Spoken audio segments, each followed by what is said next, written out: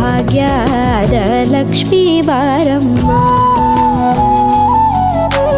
ಹೆಜ್ಜೆ ಮೇಲೊಂದೆಜ್ಜೆಯ ನಿಕ್ಕುತ್ತ ಗೆಜ್ಜೆಯ ಕಾಲಿನ ನಾದವ ತೋರುದ ಸಜ್ಜನ ಸಾಧು ಪೂಜೆಯ ವೇಳೆಗೆ ಮಜ್ಜಿಗೆಯೊಳಗಿನ ಬೆಣ್ಣೆಯಂತೆ ಭಾಗ್ಯದ ಲಕ್ಷ್ಮೀ ಬಾರಮ್ಮ.